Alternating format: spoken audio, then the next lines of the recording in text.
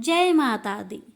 प्यारे भक्तों, आज आप सभी श्रवण करेंगे भागवत देवी महापुराण की दूसरा अध्याय।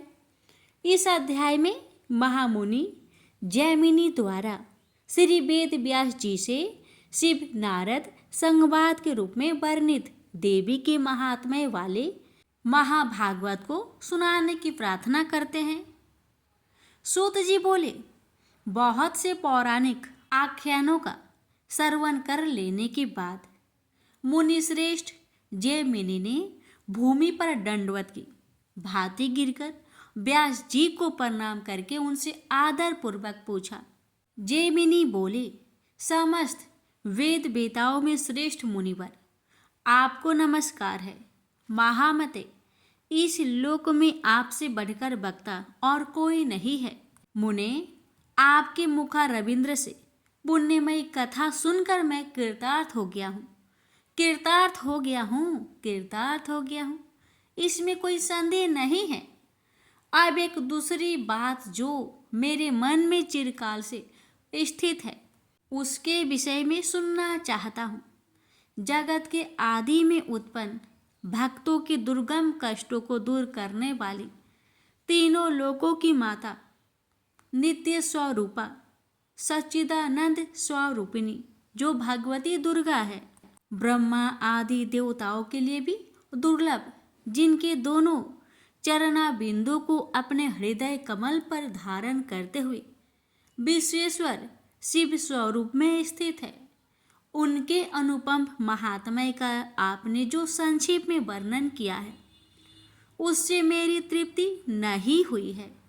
अतः महाभाग, अब आप उसका विस्तार से वर्णन करने की कृपा कीजिए। मुनिश्रेष्ठ, आपको नमस्कार है। यह मनुष्य शरीर अत्यंत दुर्लभ है। अनेक सैकड़ों जन्मों के बाद इसे प्राप्त कर जिसने उस भगवती महात्म्य का श्रवण नहीं किया, उसका जीवन व्यर्थ है। उनका वह वचन सुनकर सत्यवती पुत्र व्यास जी ने मुनिवर जैमिनी की प्रशंसा करके उनसे कहा। व्यास जी बोले, महामती जैमिनी, आप परम भक्ति तथा ज्ञान से युक्त हैं। वत्स, आपने इस समय बड़ी ही कल्याणप्रद बात पूछी है। इसके लिए आप साधुवाद के पात्र हैं, जिनका श्रवण करके भक्ति और धर्म से शून्य महान पापी मनुष्य का भी इस लोक में पूर्ण जन्म नहीं होता, और जिसे सुनकर पापी मनुष्य ब्रह्म हत्या आदि पातकों से छूट जाता है, उस कथा को आप सुनना चाहते हैं। अतः आप परम भाग्यशाली हैं। मुने, ब्रह्म हत्या आदि समस्त पाप भी तभी तक मनुष्य को ग्रस्त किए रहते हैं जब तक भगवती का चरित्र उसके कान में पर नहीं जाता। यदि सैकड़ों पाप किया हुआ मनुष्य भी इस दुर्गा चरित्र का श्रवण करता है, तो उसे देखकर यमराज भी अपना दंड छोड़कर उसके चरणों पे गिर पड़ते हैं। मुने, उन भगवती के अतुलनीय महात्म्य को बता सकने में भला कौन समर्थ है, जिस महात्म्य का आपने 5 मुखों से भगवान शंकर भी वर्णन नहीं कर सके। वाराणसी क्षेत्र में भगवान शिव स्वयं उन भगवती का ही ब्रह्म संज्ञक तारक महामंत्र जो गुरु कृपा से मुझे प्राप्त हुआ, उसे तो प्रतापूर्वक आकर मुमुक्षुन जनों ने कान में कहते हुए उन्हें निर्वाण नामक महामोक्ष पद प्रदान करते हैं। महर्षि जैमिनी मोक्ष तथा निर्वाण पद प्रदान करने वाली वे भगवती सभी मंत्रों की एकमात्र बीज स्वरूपनी है। महामते, सभी वेद मोक्ष प्रदान करने वाली उन भगवती को वहाँ के समस्त मंत्रों की आदि शास्त्री देवता कहते हैं। सशक, मशक आदि तथा और भी जो अन्य प्राणी इस पृथ्वी पर है, उन्हें मोक्ष देने के लिए भगवान शिव वाराणसीपुरी में दुर्गा यह तारक मंत्र कान में स्वयं प्रदान करते हेतु मुनिश्रेष्ठ जैमिनी एकाग्रचित होकर आप उसे सुनिए। मैं शिव नारद संवाद रूप महान पापों का नाश करने वाले अतुलनीय दुर्गा महात्म्य का विशेष विस्तार के साथ वर्णन करूंगा। एक समय की बात है, सभी देवतागण मंदर पर्वत पर एकत्र हुए थे। वहां पर गंधर्वों सहित सभी ऋषिगण भी आए हुए थे। अनेक प्रकार के वृक्षों से व्याप्त सुगंधित और विकसित पुष्प की गंध से दिशाओं को सुरभित करने वाले और सेमुरु शिखर के समान प्रतीत होने वाले उस रमणीक गिरिश्रेष्ठ मंद्राचल के पृथ पर बैठे हुए भगवान कृष्ण और भगवान शिव को देखकर महर्षि नारद मुनि ने हाथ जोड़कर विनम्रता पूर्वक भगवान शिव से पूछा। नारद जी बोले, भक्तों पर कृपा करने वाले तथा तीनों लोकों में वंदनीय देवेश, ज्ञानियों में श्रेष्ठ और विशुद्ध आत्मा वाले आप ही ब्रह्मा नाम से जाने जाते हैं। परमेश्वर केवल आप ही वास्तविक तत्व को जानते हैं। आप तीनों लोकों को पवित्र करने वाली गंगा जी को आदरपूर्वक अपने सिर पर धारण करते हैं और चंद्रमा को अत्यंत सुंदर देखकर आपने उन्हें अपने सिर का आभूषण बनाया है। सर्वज्ञ, इस समय मैं आपसे पूछ रहा हूँ, उसे आप मुझे बताने की कृपा करें। महेश्वर, स्वयं आप भगवान विष्णु और जगत पिता ब्रह्मा इन देवताओं की भक्ति पूर्वक उपासना करने से परम पद प्राप्त होता है, तो फिर तप के द्वारा आप लोगों का उपास्य देवता कौन है? आपके समान इस बात को वाणी से बताने में इस भूमंडल में और कोई भी समर्थ नहीं है।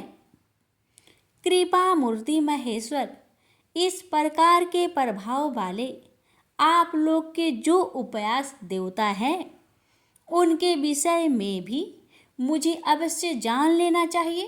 अतः कृपा पूर्वक मुझको बताइए। व्यास जी बोले, मुनिश्रेष्ठ जैमिनी, इस प्रकार उन देवऋषि नारद का वचन सुनकर और उस पर बार बार विचार करके महादेव जी ने उनसे यह कहा।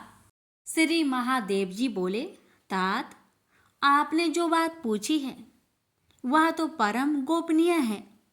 वत्स, ऐसी बात भला आपको बताने योग्य क्यों नहीं है? मुनिश्रेष्ठ, मैं आपको बताऊंगा। व्यास जी बोले, देवाधिदेव शिव के ऐसा कहने पर देव ऋषि नारद जी दोनों हाथ जोड़कर खड़े हो गए और सर्वव्यापी जगन्नाथ नारायण से कहने लगे, भक्तों पर कृपा करने वाले देवाधिदेव भगवान महेश्वर अपने उपास्य इष्ट देव के विषय में बताने की कृपणता कर रहे हैं।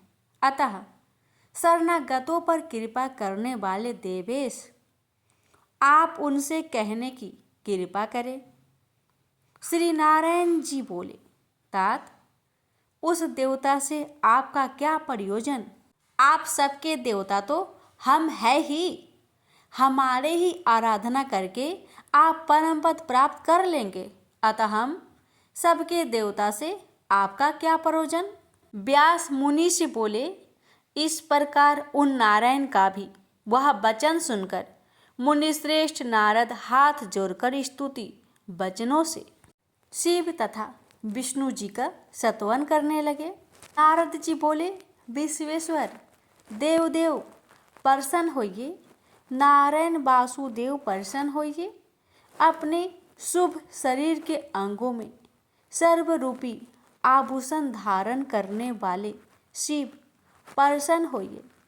कौस्तुभ मणि से विभूषित शरीर वाले नारायण मुझ पर प्रसन्न होइए। शरण देने वाले गंगाधर मुझ पर प्रसन्न होइए। सुदर्शन चक्र को धारण करने वाले पूजनीय विष्णु मुझ पर प्रसन्न होइए। दिगंबर स्वरूप विश्वेश्वर मुझ पर प्रसन्न होइए। गदा धारण करने वाले विश्वेश्वर मुझ पर प्रसन्न होइए। त्रिपुर का वध करने वाले शिव को नमस्कार है। असुर कंस का वध करने वाले कृष्ण रूप विष्णु को नमस्कार है। अंधकासुर का विनाश करने वाले शिव को नमस्कार है।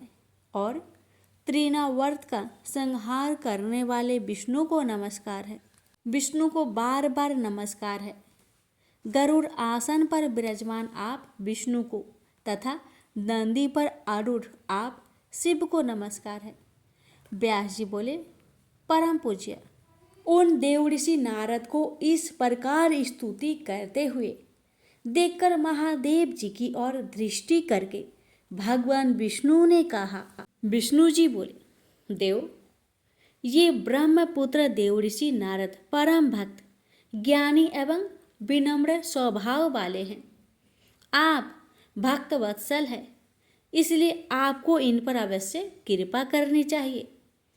व्यास जी बोले, भगवान शिव ने भी भगवान विष्णु द्वारा कही हुई बात को सुनकर कहा, आप शरणागतों पर कृपा करने वाले हैं और आपने मेरे लिए अत्यंत कल्याणकारी बात कही है। तत्पश्चात महान ज्ञानी और बुद्धिमान नारद ने कृपा सिंधु देवाधिदेव महादेव से पुनः पूछा।